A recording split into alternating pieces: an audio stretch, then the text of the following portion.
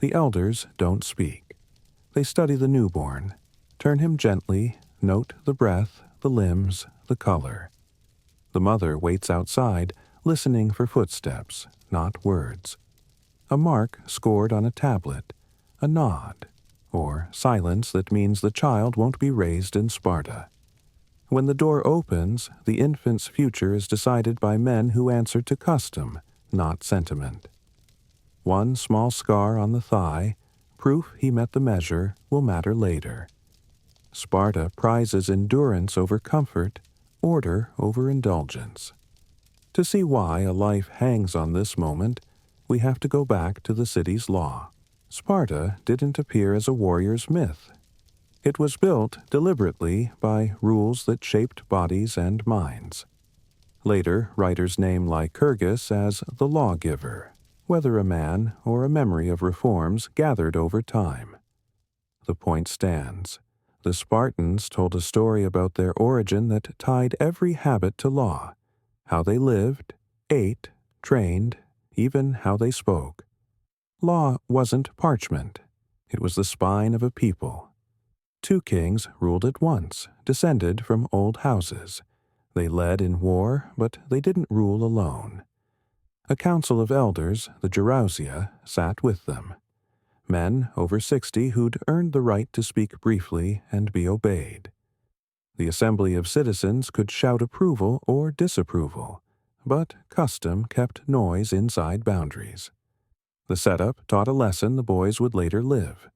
Authority balanced by discipline, speech cut lean, decisions shared but not diluted. Under all of this stood the helots, the servile population tied to the land. Their labor fed the city and freed citizen men for training and war. It's a hard truth at the core of Spartan strength. Without that base, the schedule of drills, meals, hunts, and councils couldn't run. The system was stable because those at the top accepted limits, and those at the bottom bore the weight. Every Spartan child grew up in a world where time was not money. Time was duty. The economy reinforced the ethic.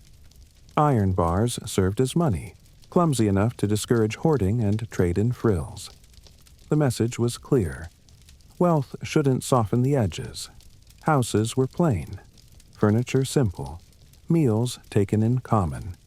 You didn't display success, you demonstrated restraint. Boys would feel this at the mess table later, but the frame was set long before they sat down. Diet followed the same line. No sauces to hide excess, no plates piled high. Food was fuel, not theater. The famous black broth wasn't a treat. It was a signal. You were fed what you needed to work, not what you craved to indulge. The city left little room for private luxury. If you wanted to shine, you did it in training fields and on campaign, not in the market. Clothing and grooming were regulated with the same intent. Hair would later carry meaning. Cropped short for boys, worn long for men in arms. But vanity didn't lead. The rule taught, don't waste energy on display. Save it for the line. Even speech was trained. Spartan brevity, laconicos, made words sharp tools. You learned to say what mattered, nothing more. This architecture of life taught outcomes through friction. When comfort isn't the goal, you stop chasing it. When it's normal to share a table, you learn to wait your turn. When elders have the last word, you practice listening as a skill. When money can't buy status, you earn it through endurance. A child born here didn't need a lecture to grasp values. The city's habits delivered the lesson. Ritual carried weight. Festivals weren't escapes. They were rehearsals for discipline. Processions, songs, synchronized steps. Order in the body to build order in the mind. The same rhythm would later guide the advance of the phalanx, shields touching, feet landing together, music controlling breath. Harmony wasn't art.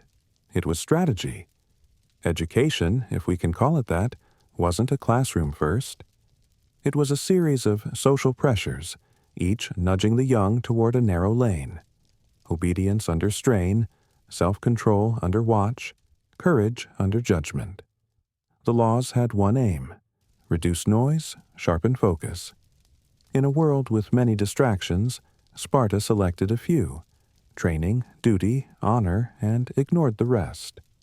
That selection started at birth for a reason. If the city waited until men were grown, habit would harden against change. Start early, and habit becomes second nature. Even the two-king system taught a child to hold two ideas at once.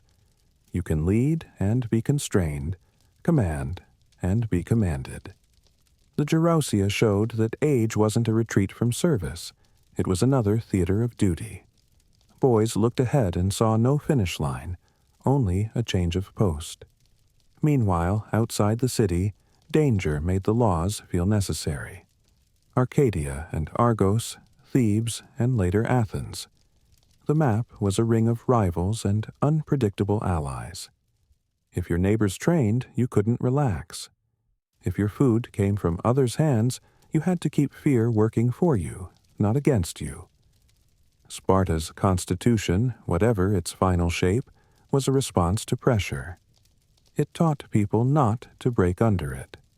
To understand why elders examined a newborn in silence, we need this context. The city believed character could be shaped like metal in a forge. Heat, pressure, cooling, repeat. If the metal was flawed, better to know early. That belief wasn't mercy, it was policy. From that first threshold, the child's life belonged to a system designed to make standing firm feel as natural as breathing. The home would start the work. The state would finish it. At the city's edge, the first public act isn't a celebration. It's an assessment. Elders gather, not as doctors, but as guardians of a standard. They look for symmetry in limbs, steady breath, signs of vigor. An infant with clear strength is accepted. One with visible, grave defects may be refused.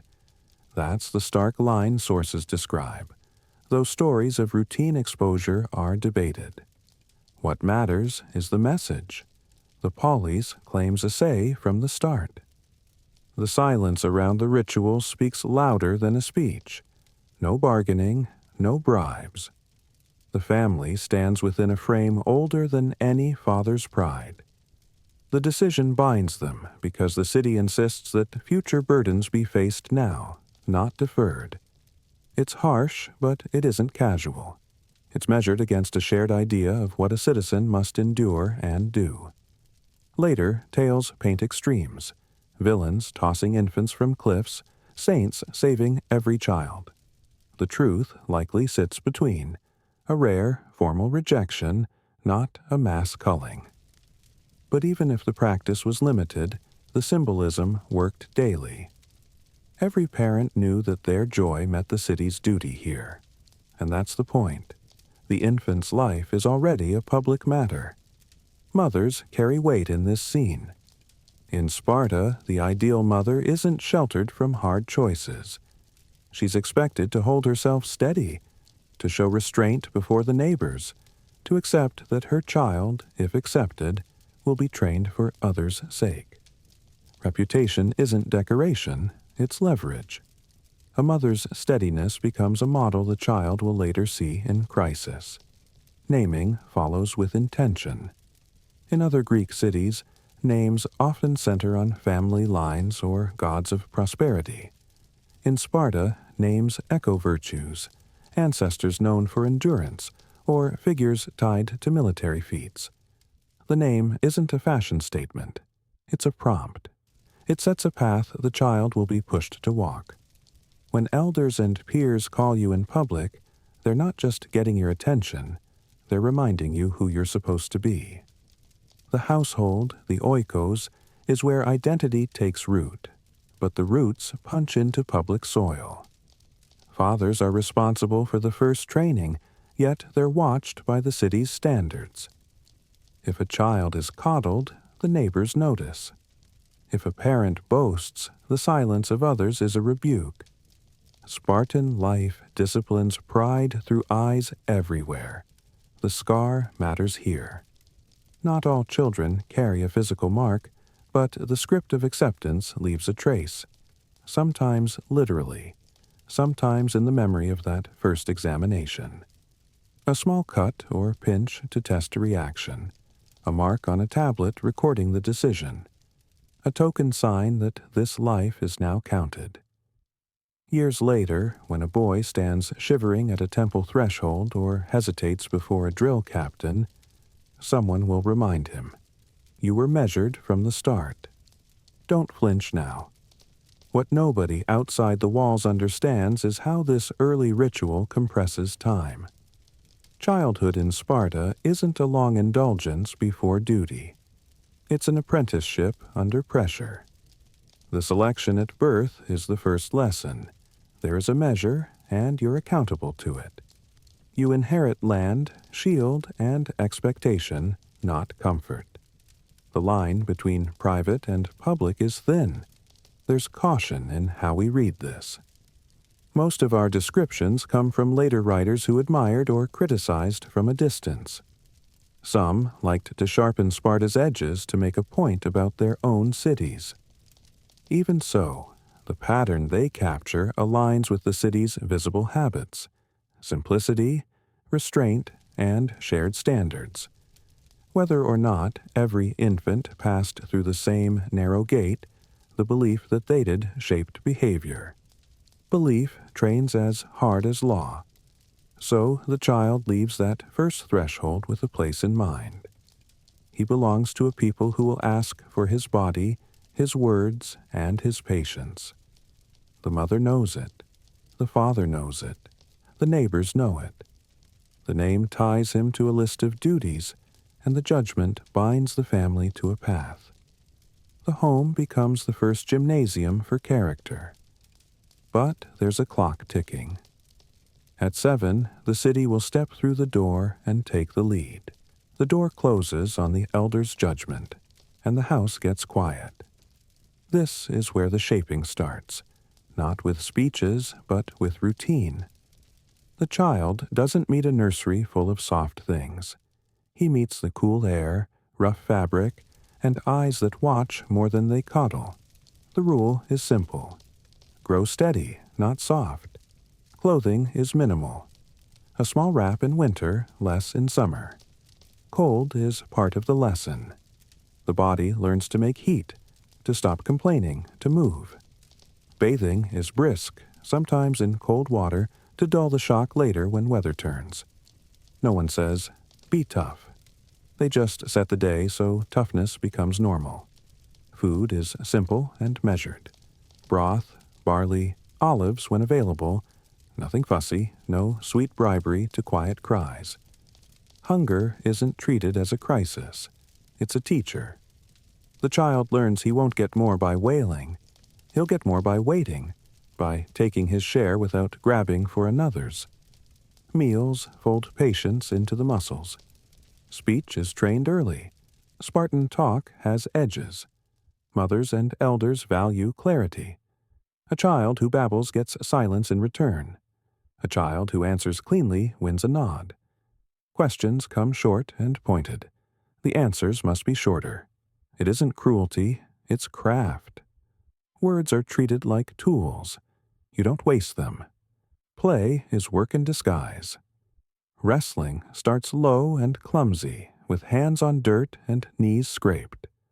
Running has no prizes beyond the pleasure of speed and breath that doesn't burn.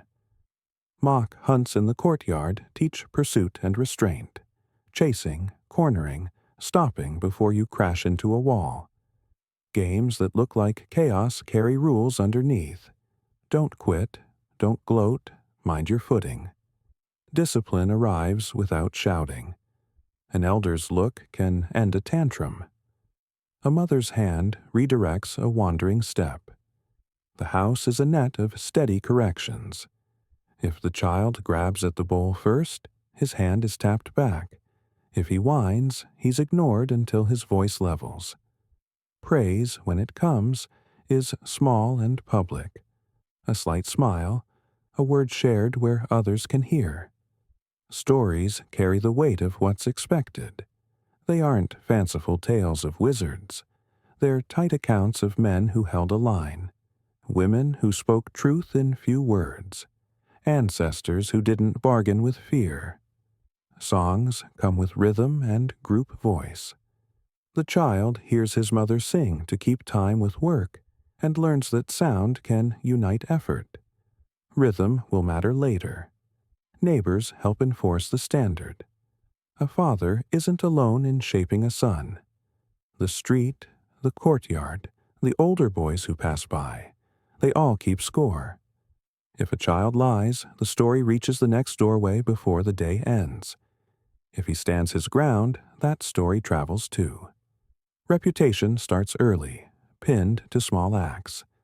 Body care follows the logic of plain living. The child's hair is kept neat without fuss. Feet learn ground early, often bare, so balance grows and skin toughens. Scrapes get washed, wrapped if needed, then left to knit. Scars don't draw size, they draw lessons. Watch the corner, lift your feet. Each mark is a note in a logbook written on skin. Obedience is taught like a drill, but it isn't blind. When an elder says, "Come," the child comes. When he's asked, "Why delay?" he must answer with cause, not excuses. Reason and rule share a bench. The goal isn't to crush thought. It's to fit thought inside action quickly. You move first, then explain in one line if asked. Household chores are scaled to small hands. Carry this, fetch that, wipe the oil from the lamp. Work shrinks the space for mischief. It also builds a map of responsibility in the child's head. Things don't clean themselves. Meals don't appear by magic. Water has to be hauled. Energy meets duty, and duty wins. Season by season, the child learns to read weather by feel, to sense when a storm presses down, to stack kindling dry under a ledge before rain. The house isn't a bubble that blocks nature. It's a place that teaches how to live with it. When frost bites, the child runs harder. When heat presses, he finds shade and breathes slow. Silence has its own lesson. Adults talk little in front of children unless the words serve a purpose. Eavesdropping earns nothing but a glance that sends the child away. This distance trains respect for boundaries. It also turns words into currency. When a father finally says, "Good," the single syllable lands with weight. By 5, the games look more like drills. Balance on a beam. Hold a stance without fidgeting. Wait your turn. Answer the elder's riddle with the shortest line that fits. By 6, the child can loop a cord, tie a simple knot, carry a small load without dropping it. Hands toughen. Feet quicken.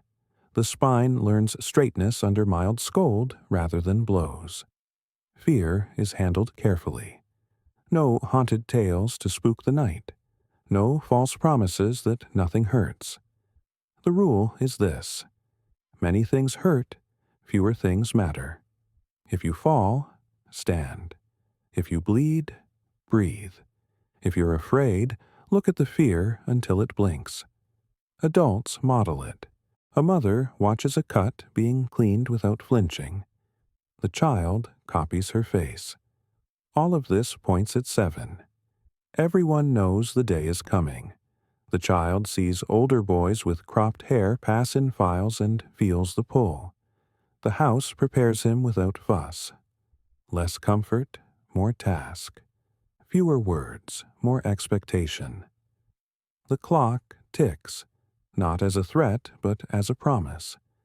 The city will take what the home has started and make it strict. When it comes, the child is ready to leave, because leaving is what the house has been training him to do. At 7, the door opens from the other side. The city steps in. The boy walks to the training ground with others his size, hair still long from childhood. He won't keep it. The first act is a cut. Shears bite, hair falls, the head feels bare and cool.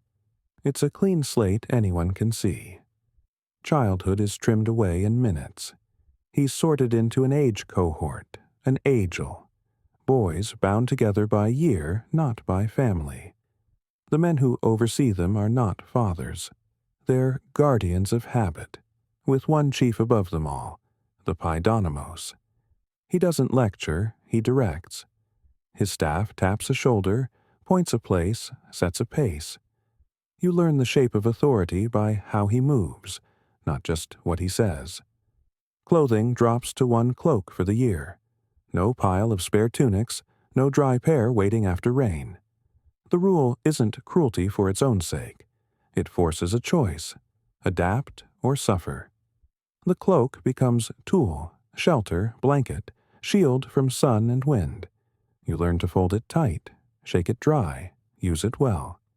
Bare feet meet ground more often. Skin toughens. Steps get precise. The first night on the floor is the first lesson in belonging. There's no private bed. Reeds will come later, but for now it's hard earth, bodies close, quiet and forced. A boy who can't settle is noticed. A boy who settles others earns a nod. The cohort begins to feel its own edges. You look left and right and start to understand who moves on time and who drags. Rules arrive like stones laid into place. Don't speak unless asked. Answer in few words. Stand when an elder enters. Don't reach first. Don't be last without cause. Each rule is small. Together they build a lane that keeps the boys moving in the same direction. The Paidonomos watches for sloppiness in posture, in speech, in handling the cloak. A dropped end can bring a sting across the shoulders. Pain here is punctuation, not rage. Oaths come early. They aren't ornate.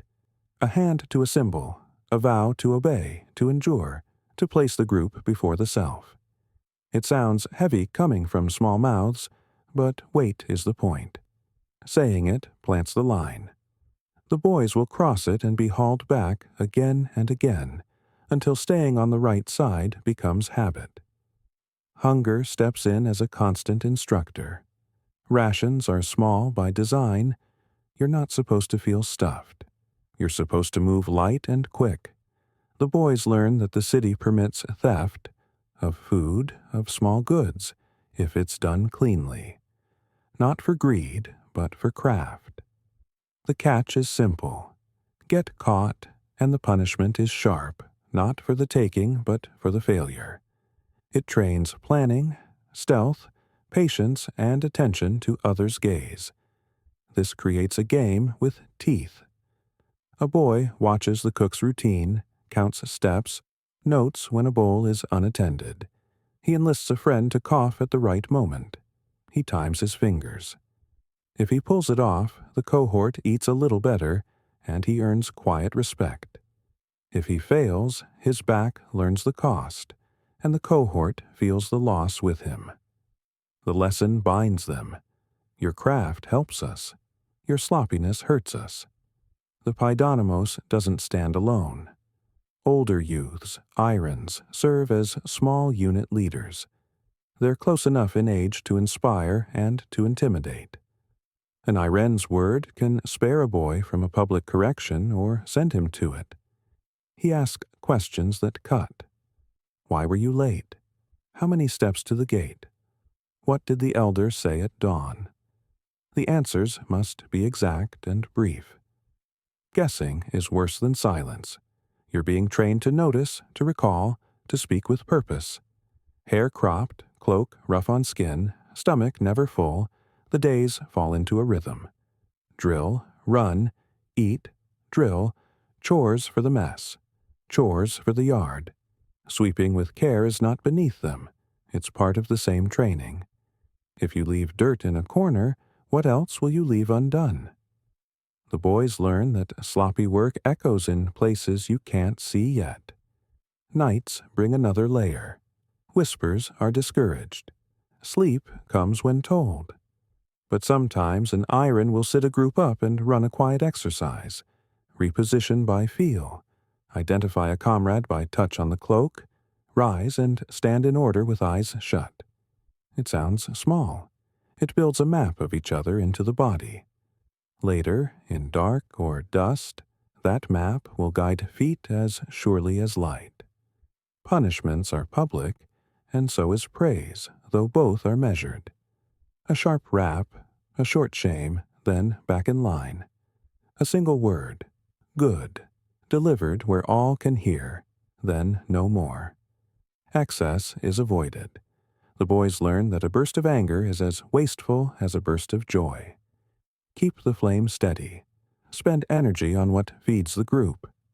Between the visible drills, another habit grows. Watching leaders watch them. The boys learn the rhythm of the Paidonomos' rounds, the signals in an iron's posture. Anticipation becomes a skill. If a boy can read a glance and adjust a line before the order lands, he's praised without sound. The unit moves as one because each boy is awake to the others. By the end of the first season, the cohort carries its own gravity. They wake together, run together, get hungry together, steal and suffer together. The home feels far away, not because love ended there, but because a new frame holds them. The city's cut at 7 wasn't just the hair. It was the line drawn between child and citizen in training. Hunger and cold will stay as teachers. Leadership will step closer. The next lessons won't just harden bodies. They'll forge the habits that make a unit hold under strain. One cloak for the year sounds like a line in a law code. In practice, it's a design for friction. The boys learn to live inside weather. Morning dew turns the wool heavy and cold. They wring it, snap it, throw it over a shoulder, and move. By noon, the cloth dries in strips, warm in patches, clammy in others. You learn to shift it so the wet doesn't sit on your chest. You learn to read wind by what the wool tells your skin. Bare feet mark seasons on the ground. Summer hardens the soles until gravel feels like a warning, not a wound. Winter makes every step a choice. The yard's dust turns to slick mud, and balance becomes part of walking. When the Paidonomos orders a run, no one asks for shoes. They lift their knees higher and shorten stride. A boy who tries to push through with pride falls and learns that pride without craft wastes blood. Hunger presses without drama. Rations stay small. The bowl comes round with barley porridge, a strip of cheese, a few figs if the season allows, black broth on rare days. The cook's ladle moves like a metronome. Same scoop, same rhythm. The boys time their breath to avoid swallowing air with the thin stew. They scrape the bottom with the edge of bread, then lick the salt from fingers because salt matters. Appetite shifts from craving to calculation. Every chore is a lesson folded into another task. When reeds arrive for bedding, the boys don't just pile them and drop. They learn to twist the stalks with the grain, to weave a mat that lifts hips off cold ground.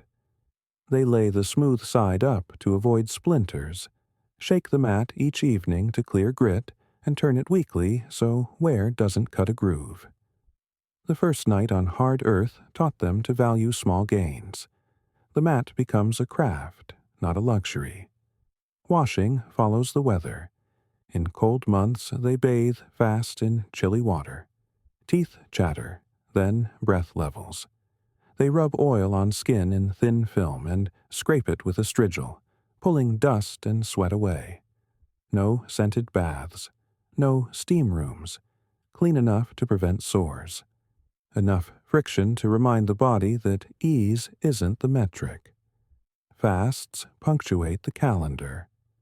The boys go to sleep on purpose with less food. then wake and run on legs that feel hollow. The point isn't to starve, it's to learn where the edge sits and how far you can move before you need to eat. They note the signs, the fuzz in the head that means water is low, the twitch in the calves that says salt, the sudden heat that warns of overexertion. They become their own scouts. Theft sits in this environment like a test hidden in plain sight. One cloak for the year means a spare isn't waiting. If you want extra warmth, you earn it. A boy will watch a laundress hang tunics by the barracks wall and count how often she looks away. He'll send a friend to ask the gate guard a question just as a cloud shadows the yard. 2 steps, a hand, a wrap inside the cloak, then distance. If it works, the stolen cloth becomes a lining on the coldest nights. If he's caught, the lashes land not because he desired warmth, but because he misread the human landscape. Daily runs turn into moving classes. The iron calls a pace with no drum, and the boys learn to hold breath in pattern. 2 steps in, 2 steps out, so stitch pain eases. On hills, they lean forward from the ankle, not the waist, to keep lungs open. Over stones, eyes track 3 steps ahead, not 1. This isn't sport, it's economy. Energy conserved here is energy banked for later. Hands toughen with work that looks like play. They practice knotting cords blindfolded. They braid straw into tighter coils. They carry water in clay jars and learn to walk without slosh, timing steps to the sway so the surface stays calm. A spilled jar means running back, lifting again, doing it right tired. Repetition turns care into reflex. Pain trains like a quiet instructor. A split nail gets cleaned, wrapped with a strip of cloth pulled from a hem, then ignored as the drill continues. A bruise spreads down a shin, and the boy learns to press thumb along the bone to map tenderness, to step lighter until the ache fades. There's no drama for small hurts. There's attention, adjustment, forward motion. Meals after strain teach another part of the craft. The boys eat slow, not from manners but from necessity. Fast swallowing leads to cramps on the next run. They trade bits of food with eyes, not words. One slides a fig to a friend who limped. Another receives a spoonful of broth in return later. The habit of sharing without spectacle grows. Hunger doesn't make them grab. It makes them plan. Night, cold, tests the mat and the cloak and the body's fire. The boys learn to sleep in clusters when frost settles, backs to backs, cloak over shoulders, hands inside cloth to keep fingers from numbness. They rotate positions through the night so edge and center share the sting. An iron steps through and notes which group lies tangled, which group lies ordered. Order wins heat. Heat wins sleep. Sleep wins strength. Scars start to write their ledger. A cut from a reed taught the angle of the knife. A burn from a cooking pot taught the distance to the coals. A scrape from a fall taught that running eyes down is worse than falling once. Each mark gets a line of instruction attached. Don't flail on slick ground. Mind the steam. Wrap the cord twice before hauling. The body becomes a library, and the catalog isn't in words. In this grind, the boys find thin seams of pride that don't draw noise. A well-folded cloak hung just so. A mat that doesn't squeak under weight. A bowl cleaned with a thumb so no grain goes to waste. They hold these wins close. The Paidonomos notices more than he says. He lets the boys stack small achievements into a sense of self that isn't loud. Meanwhile, hunger and cold keep pressing. Not as enemies to defeat, but as tutors you learn to respect. The boys stop asking when comfort returns. They start asking how to work better inside discomfort. That's the shift the system wants. Not bravado. Habit. A body that moves right when tired. A mind that counts when hungry. A will that bends to the unit and endures. Hardship isn't a backdrop. It's the curriculum. Leadership arrives wearing a young face. The iron isn't a father, and he isn't a peer. He stands a head taller, old enough to remember hunger sharper than theirs, young enough to want proof he can shape a file. His voice doesn't carry the weight of law, but it carries reach. When he lifts his hand, boys straighten before they know why. He starts with order under speed. Form by height, 30 seconds. By birth month, 20. By whose cloak is driest, 10. The categories change, the clock shrinks, and the lesson lands. Think while you move, and think together. One boy hesitates and bumps another. The iron says nothing, just resets the drill and shaves the time again. Pressure teaches without a speech. Questioning drills come next. The iron fires lines that demand exactness. How many steps from well to gate? How many reeds in your mat? Name the elders present at dawn. Answers must be clear and short. 39. 50 twist bundles. 3. If someone says about, the stick kisses a sleeve. Not a beating. A mark. Precision matters. The boys start counting without being told, storing measures in their heads like pebbles in a pouch. He adds traps to sharpen attention. What did the Paidonomos say? The boys quote. And what did he not say? Silence. Then a hand rises. He didn't say when. The iron nods once. They're learning to hear the gap as well as the command. That habit will keep a line from surging too soon and breaking. Mock battles take shape in dust. No iron, just wooden spears and wicker shields. The iron draws lines with his heel. Hold this strip. If you step over, you fall. The point isn't victory. It's contact under control. Boys surge, shove, reset. He watches eyes. The one who grins when he shoves too hard gets pulled aside. You like the push, learn to like the stop. The one who winces and yields gets paired with a steady boy and told to hold for a slow count of 10. Courage and restraint grow in the same row. Public inspections add a stage. Elders pass, arms folded, looking for slouch, for slack cloak cords, for dirt under nails that means corners were cut. The iron doesn't defend his boys when fault is found. He accepts correction with a nod, then turns to the cohort and asks 3 questions. When did you see it? Why didn't you fix it? What will you check first next time? The answers are clipped. The change is fast. Shame bites, but it bites clean and ends. Praise is currency, spent sparingly. The iron never gushes. He points with his chin and says one word. Sound. Everyone hears. The boy who earned it doesn't preen. He holds posture a breath longer. The lesson spreads sideways. Excellence is quiet, repeatable, and noticed. Contests glue the unit. Not prizes, positions. First to fold cloak right leads the run. Best answer sets the pace. Group with the tightest mat line gets first ladle. The reward is responsibility and small advantage. It isn't comfort. Boys start to compete for roles, not for treats.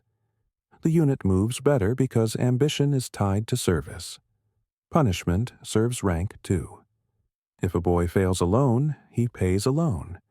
If he fails in a way that drags the line pays with him. Extra laps, slower meals, chores doubled. It stings, but it binds. They begin to guard each other's weak points, not to spare feelings, but to spare time and strength. Peer correction grows sharper than any staff. The iron models the tone. He answers elders with brevity, shifts boys without barking, admits when he miscounted, then fixes it fast. He takes a strike meant for the cohort once to show he stands in front. He takes a harder strike another time to show he stands with them, not above consequences. The boys read that posture and mirror it. Games bleed into surveillance of self. Run silent, the iron says, and they cross a yard without a heel thud. Eat without sound, and the spoons touch bowls like rain. Dress by touch in dark, and they tie cords by feel. Each contest is a skill hiding under play. The boys start inventing their own. Who can map the yard with eyes shut? Who can recall the order of visitors at noon? Because winning means the unit gets smoother. Meanwhile, the Paidonomos watches leaders watch boys. If an iron bullies, he's replaced. If he coddles, he's corrected. Rank is service or it's nothing. The boys see turnover and understand. Authority isn't a cushion. It's a test that renews. Ceremonial contests add edge. Choral songs judged by elders demand breath control and unity. Foot races in pairs demand pacing, not just speed. Wrestling rounds demand holding a rule under adrenaline. The crowd sees, claps once, and goes quiet. The boys learn to perform under eyes without performing for attention. By season's end, rank has a life of its own. The cohort knows who can count, who can calm, who can push, who needs watching at dusk when hunger narrows judgment. The iron doesn't need to say much. He flicks a glance, a boy steps up, the file tightens. Competition hasn't cracked the unit. It's fused it. Leadership got built in layers. Question by question, drill by drill, win by quiet win. The boys don't talk about trust, they practice it at speed. Training steps out of the yard and onto holy ground. The temple of Artemis Orthia sits low by the river, an open space where boys meet ritual that bites. It's not just prayer, it's choreography of courage. The city invites gods to witness what the boys have learned. Order under pain. Steadiness under eyes. The rite looks simple. A block set before the altar. Cheese laid on top. Older youths ring the space with switches. The younger boys must take the cheese and carry it away while the ring closes on them with blows. No iron, no killing. But the sting is real and public. Elders and mothers watch, voices tight, faces flat. The boys step forward not as thieves, but as offerings of proof. Each attempt teaches a different layer of control. A boy who rushes wild gets turned and lashed until he curls. A boy who hesitates draws as many blows without moving an inch. The successful ones use the drills from the yard without saying so. They read gaps, time breath, move low, commit once, then go. If they're hit, they don't look back. Looking back wastes steps. Pain here is given and received with measure. The lashers aren't free to indulge anger. They strike in pattern, guided by a leader who watches distance and pace. This keeps the right from sliding into cruelty and keeps the test honest. The city wants skill inside pain, not a mob's appetite. Boys who learn to hold posture while the back stings learn something words can't teach. Fear can be named and fitted to task. The temple amplifies the lesson with song. Before and after, the boys sing in ranks, voices braided, rhythm steady. Breath is trained again, this time under eyes and expectation. Words praise courage and scorn cowardice, but the music is the tool. In song, bodies find the same beat. That beat will later carry them forward in the line when the world shouts at them to scatter. Public spectacle fixes standards. When a boy takes the cheese cleanly, the crowd's single clap lands like a seal. When a boy stumbles, the silence feels heavier than the blows. Shame is a teacher the city uses because it works, and because it leaves no scar on the skin you can point to in protest. It's a weight the boy learns to lift by acting better next time. Not every account agrees on the extremes of these rites. Some later writers loved to describe boys beaten to blood to flatter or condemn Sparta. What we can hold to is this. The temple staged ordeals that linked courage with ritual, discipline with worship. The details vary with the teller, but the function fits what we've seen. Pain, measure, and audience combine to harden choices. The religious frame changes the boy's relationship to fear. It's not just a private battle with nerves. It's duty, seen by gods, bound to vows. A boy who flinches isn't only disappointing an iron. He's breaking a line that ties him to his city's story. That line matters more than a welt. The rite teaches that courage is owed, not displayed for self. Other rites add texture. Choruses of girls and boys answer each other with taunts and praise, trimming pride and thickening skin. Processions demand precise step under heat. Offerings require empty stomachs held without complaint. The body becomes a tool for ritual, and ritual, in turn, sharpens the body for war without speaking of war.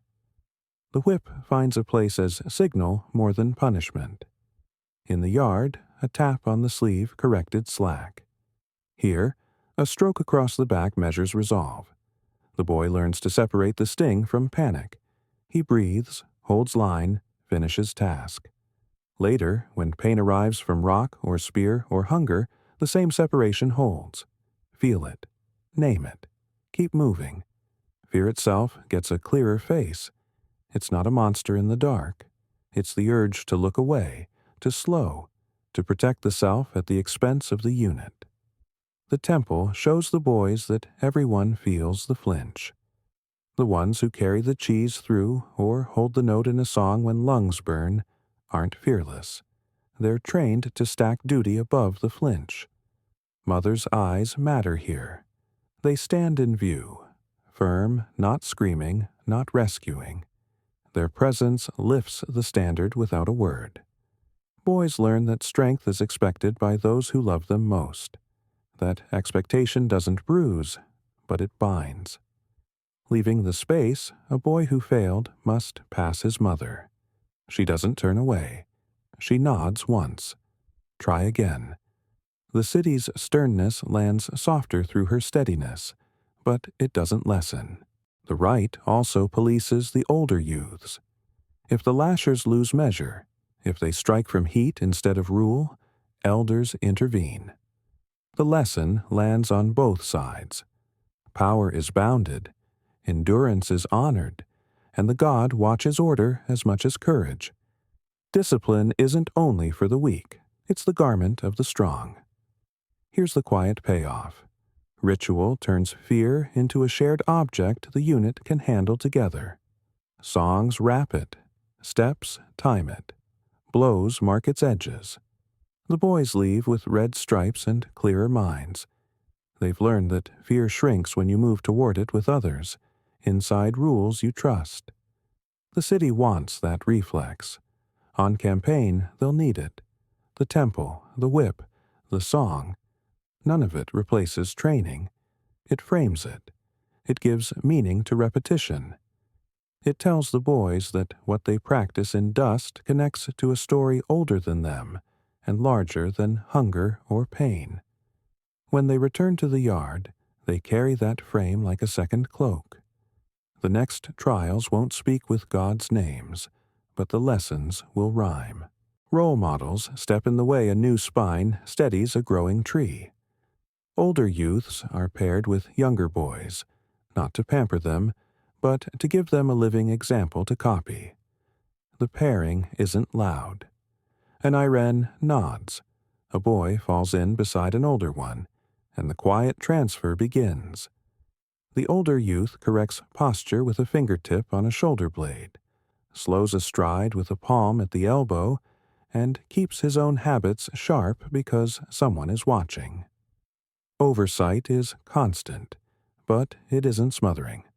The mentor doesn't hover or explain every rule. He demonstrates. He folds his cloak once, cleanly, slowly.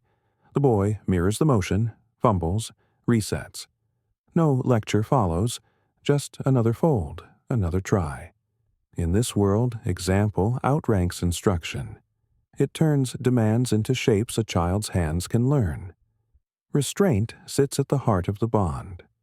The older youth has strength and status. He doesn't spend either to impress. He spends them to steady. When a boy boasts after a small win, the mentor answers with silence and a slightly higher standard the next day.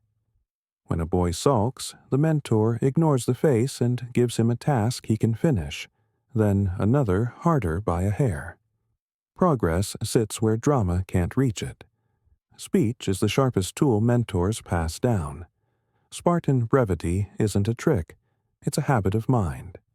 Public exercises in the square train it hard. Elders ask riddles with edges. Why is the shield dearer than the sword? A long answer invites a raised brow. A good answer comes tight, because it protects the many. The mentor drills the boy in private. Cut the fat. Keep the point. They practice in low voices at dusk, trading questions and replies until words land clean. Wit lives in this economy of speech. Not sarcasm that wounds someone in the file, wit that turns a problem on its head with a line. The boy hears stories of past answers repeated like proverbs. A man once asked a Spartan whether they were brave or modest. The reply, modest, came with a pause that told the second half. Brave men don't say they are. The mentor explains the shape of the joke without killing it. The boy learns that timing and truth sit behind quick words. Stories of past warriors set the targets. Names aren't carved on monuments. They're carried in mouths. The mentor tells of a man who returned without his helmet and was mocked for losing what protects the self, or of another who pulled a comrade back into the line with his shield rim. Each account is trimmed to a lesson, not fluffed with speeches. The boy hears the pattern. Keep the group whole, spend yourself for it, accept public judgment.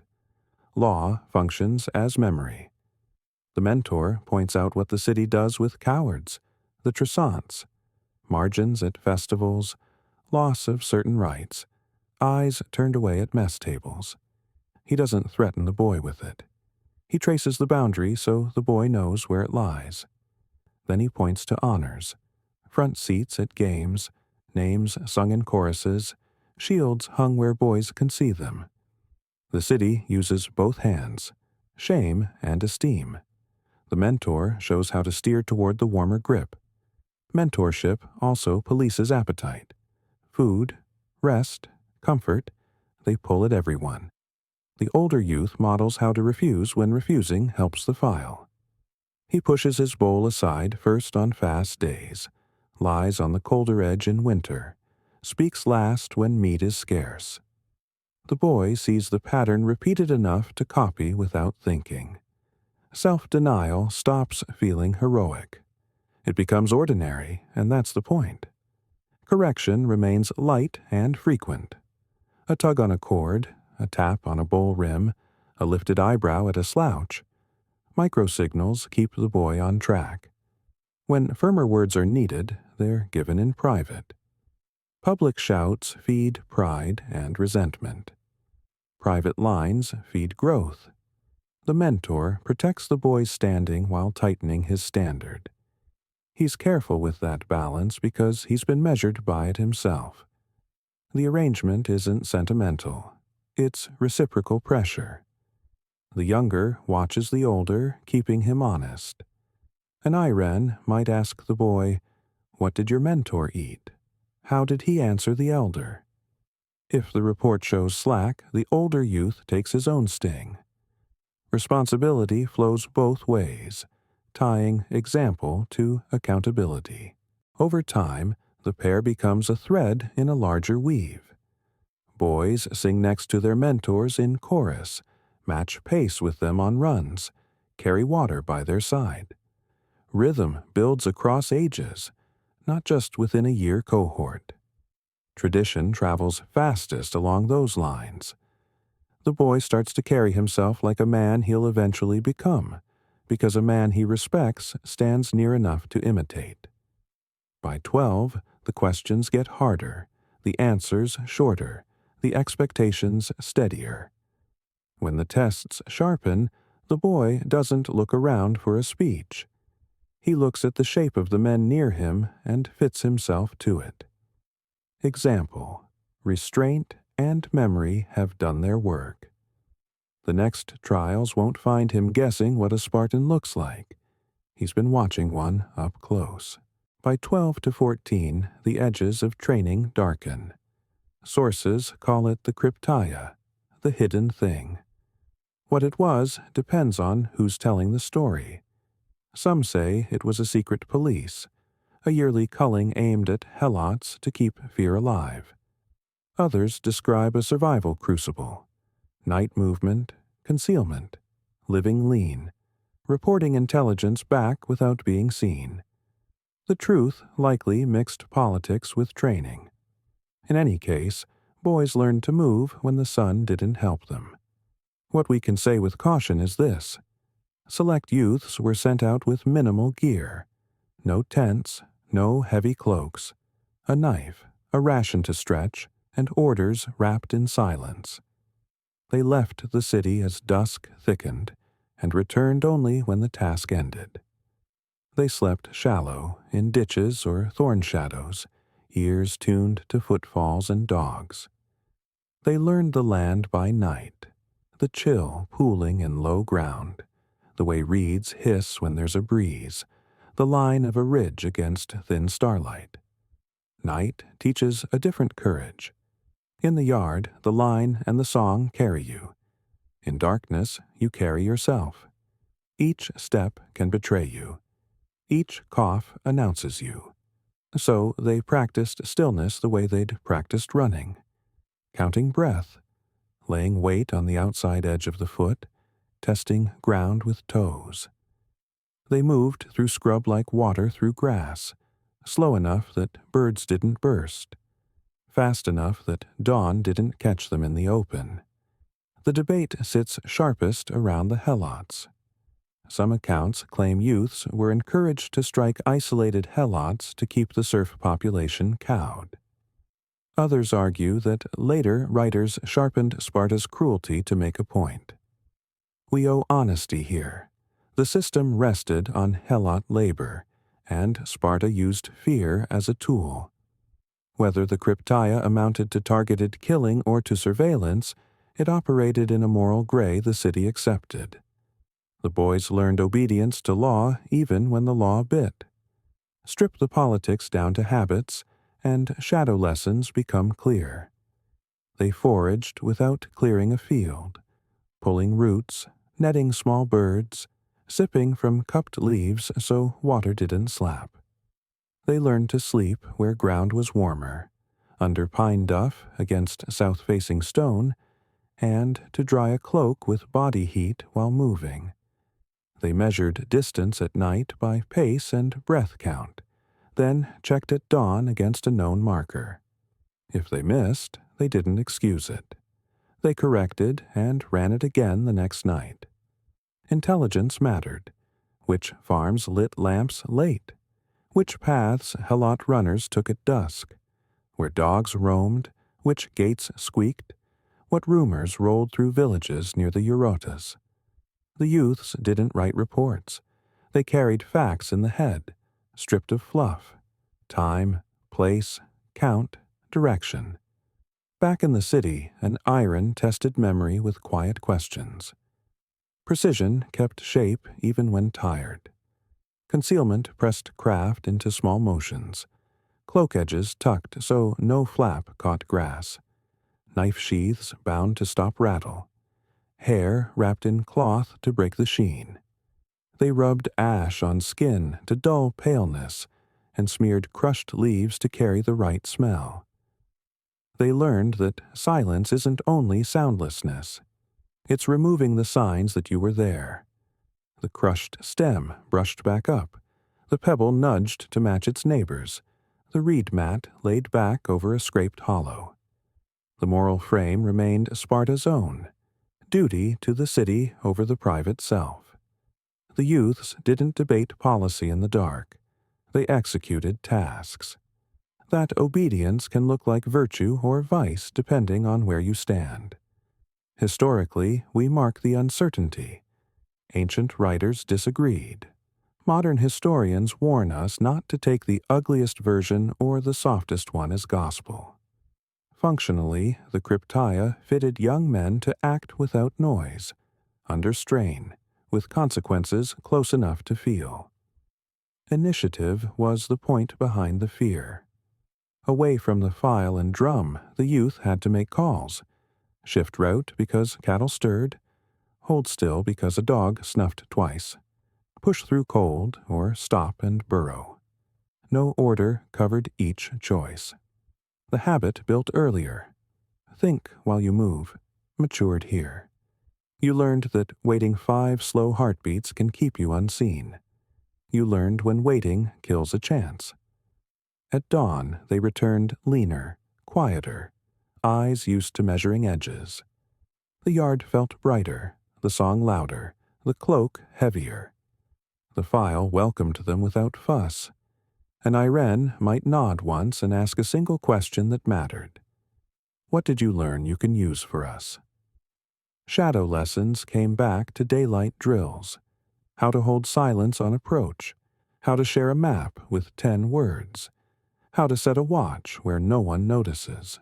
The debate will stand as long as we read Sparta. Was the Cryptaia brutal control or a harsh school of fieldcraft? Likely both, in different seasons under different leaders. What it taught the youths is less in dispute. Measure at night, act without show, accept tasks that scrape the conscience and carry them cleanly. Shadow or sun, the city wanted the same thing. Young men who could keep the line intact when visibility dropped, and fear pressed close. At 18, the tone shifts from drills to duties. The youths become ephebes, border watchers, scouts, quiet hands that hold the city's edge. They're not full citizens yet, but the file trusts them with work that shows whether training held. No more practice maps. Real ridgelines, real streams, real strangers whose questions can't be answered with rehearsed lines. Border service starts with watching and reporting, not charging. Pairs move the ridges before dawn, check cairns, note tracks near passes. A shepherd's flock strayed here. A cart left deeper ruts there. They carry the details back clean. Number, direction, condition. The paidonymos is gone now. An officer weighs the reports. Sloppiness gets you sent back out. Precision earns thicker tasks. Guard duty tightens patience.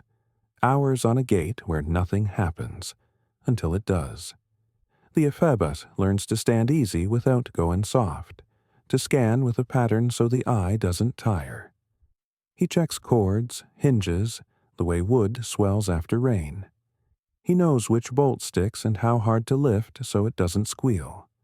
Small noises are messages. He keeps them quiet.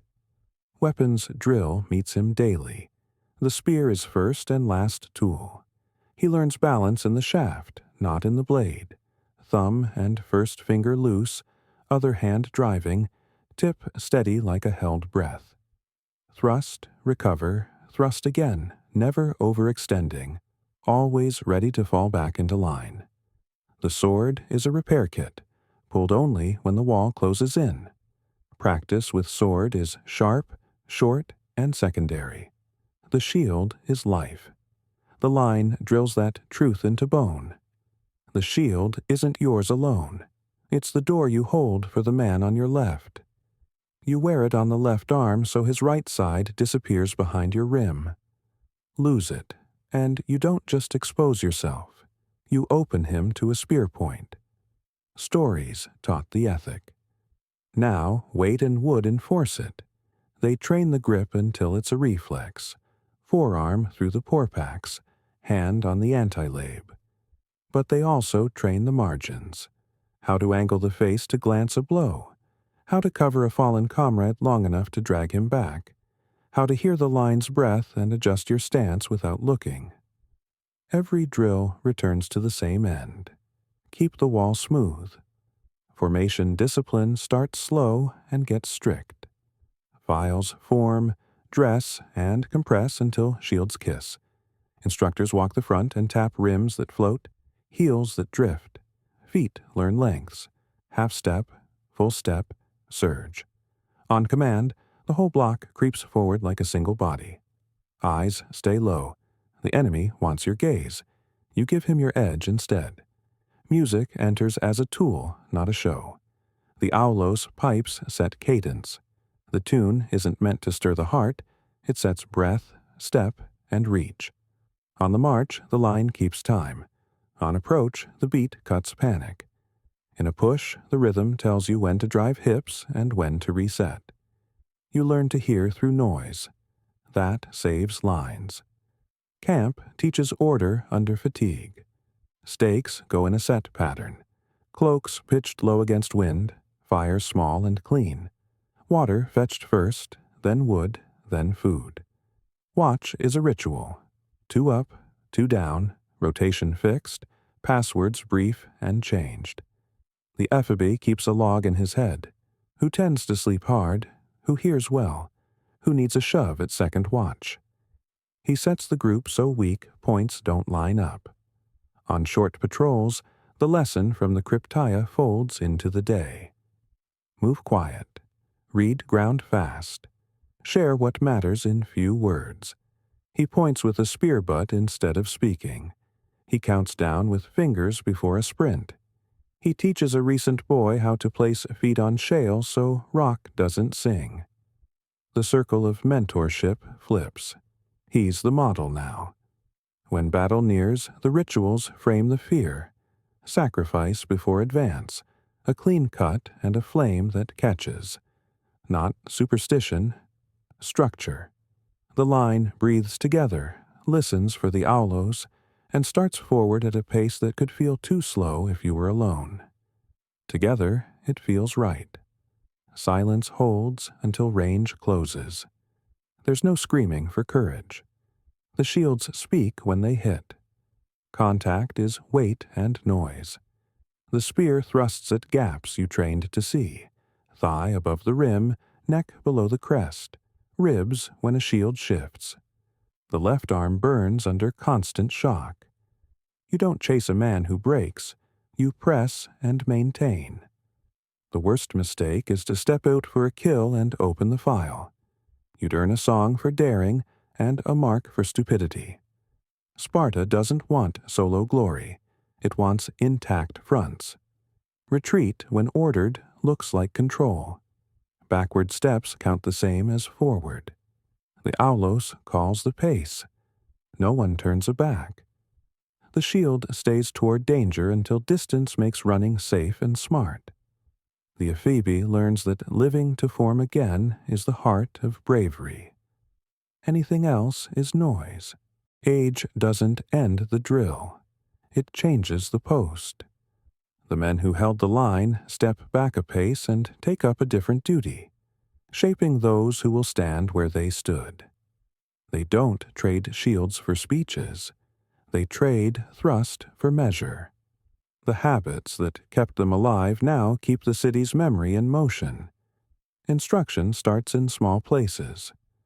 An elder pauses at the yard rail and watches boys form. He doesn't bark. He lifts 2 fingers to mark spacing, taps a shield rim that floats and moves on. Correction lands like a pebble in a stream. Small push, steady flow.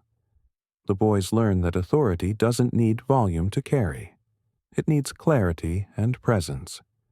Some elders become paidonamoi, guardians of the agoge's daily spine.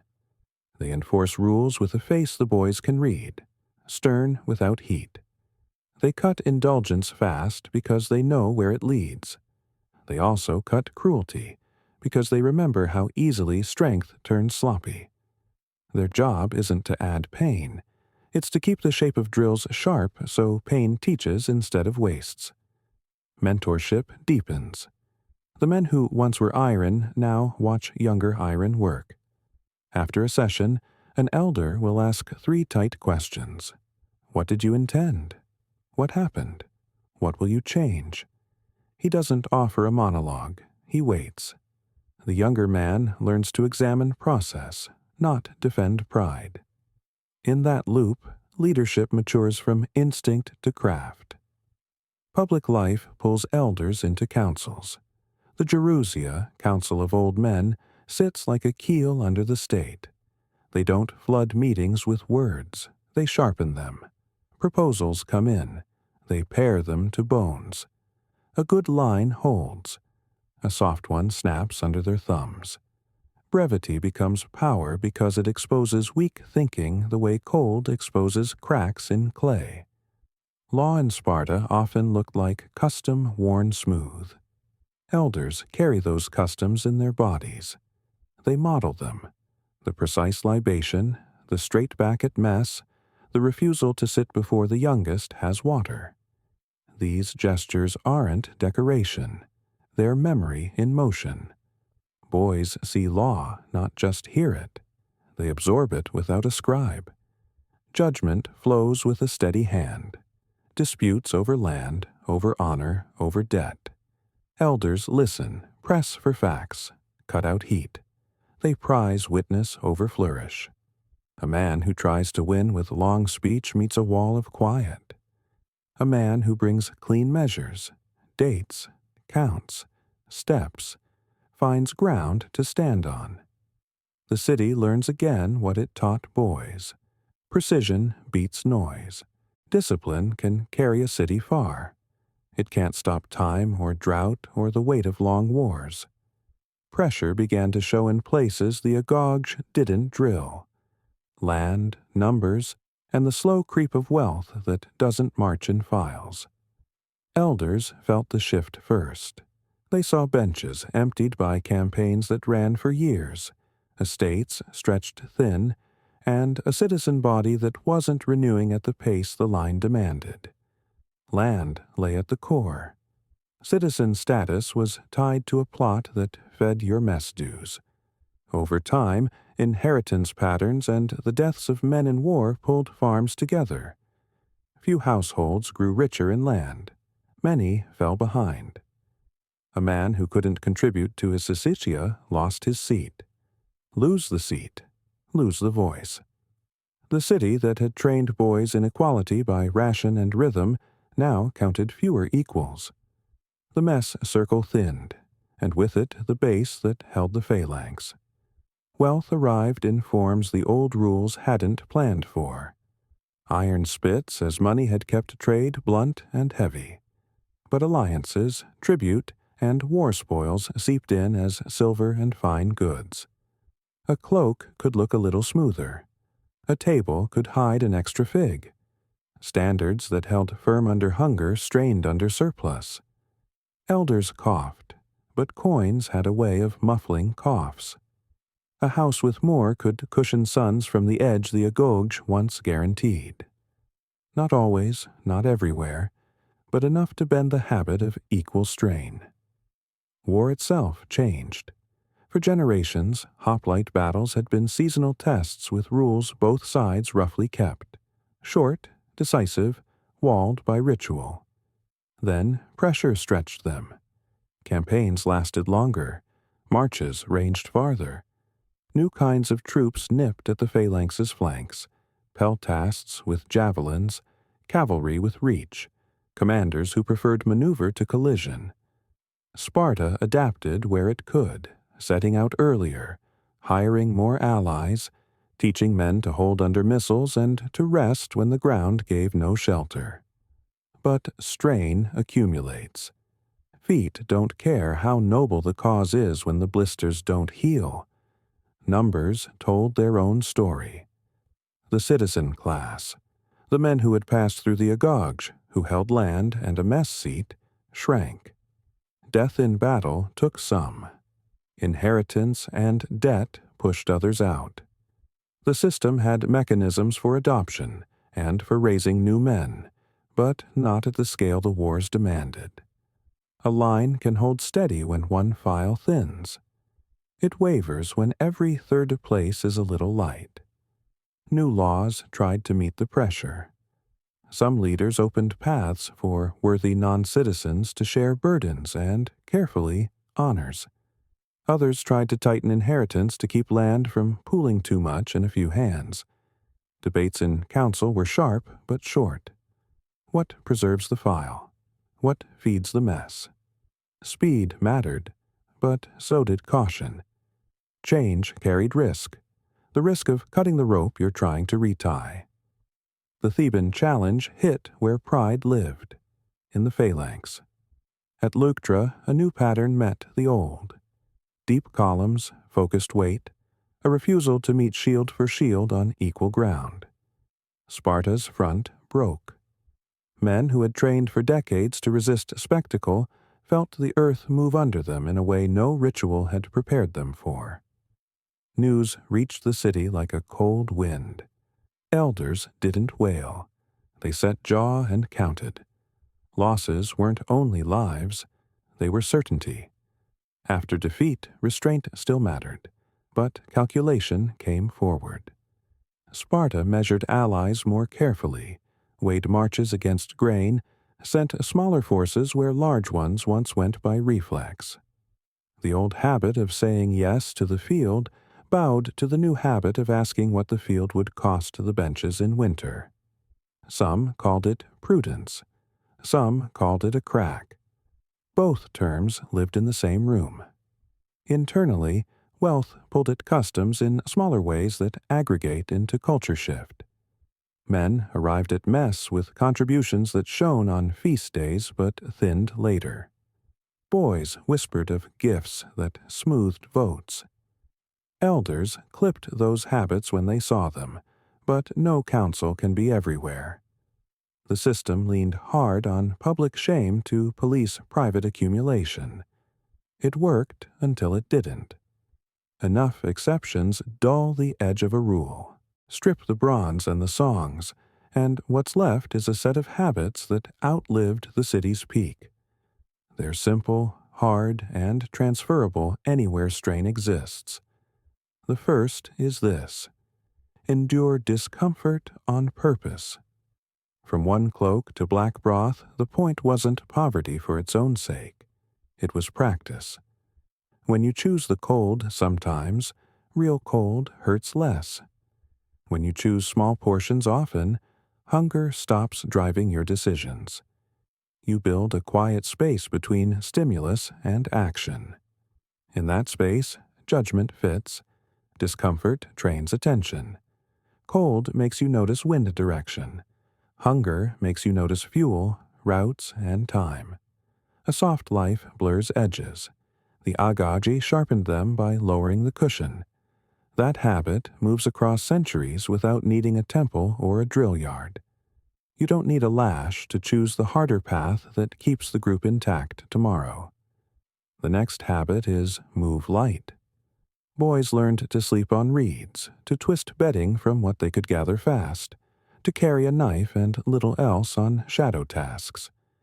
Men learned to fold a cloak so it worked as roof, blanket, and sling. Moving light isn't romance. It's risk management. Weight slows response and narrows options. If you keep your kit tight and your steps steady, you can adapt when ground or orders change. In a pinch, the less you need, the more you can help. Group over self sits at the center.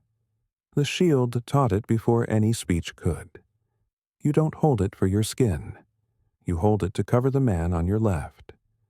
That single physical fact becomes a rule you can apply to food, to talk, to credit. Share portions so no one fades. Speak in ways that keep cadence, not attention. Give the good to the action, not the actor. You won't always get the song, but you'll keep the file. Speech itself becomes a tool. Spartan brevity wasn't an act. It was maintenance. Cut words to fit the task. Water first. Shields high. Fix it. Short lines leave room for action. Long lines often hide confusion. When you keep answers tight, you force yourself to decide what matters. That habit exposes weak thinking early when correction is cheap and strengthens trust because people learn you won't waste their time. Decisive action follows trimmed talk. In the yard, hesitation hurt as much as rushing. The boys learn to read a gap, commit, and not look back. That pattern shows up everywhere. Pick a route and walk it. Pick a repair and finish it. Pick a standard and hold it when you're tired. Decision doesn't mean noise. It means choosing the next right small act and doing it cleanly. Cadence is another inheritance. Songs and the aulos weren't decoration. They were metronomes that kept bodies together under pressure. You can set cadence without music. Fixed routines at dawn and dusk. Fixed checks before march. Fixed sequences before sleep. Rhythm reduces error. It frees attention for the unusual because the usual runs on rails. When fatigue hits, cadence carries you until judgment wakes back up. Train habits, not heroics. The Agog didn't aim at single great acts. It aimed at thousands of small acts done right with witnesses. Fold, step, answer, share, watch, correct. Heroic bursts feel good. Habits hold when no one is watching. The line didn't depend on one man's courage. It depended on every man's routine.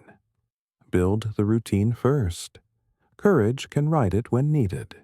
Practice initiative inside rules. Shadow lessons taught youths to decide in the dark without breaking the frame. That's the balance worth keeping. Obedience keeps the group coherent. Initiative keeps it alive when reality shifts faster than orders can. The craft is learning which edges you can bend in service of the intent. Wait 5 breaths to let a dog settle. Shift 10 paces to avoid shale that will sing. Then report what you did and why. Trust grows there. Restraint is strength. Appetite is real. Food, warmth, praise. The mentors taught denial without drama. Push the bowl first. Take the colder edge. Let someone else speak. Restraint creates space for others and for better timing. It also keeps you from paying tomorrow for a comfort you took today. In a group, that math compounds. Sparta aimed for one outcome. Reliable people who could hold their ground for others when strain closed in. If this sharpened how you train your own habits, subscribe for more true stories.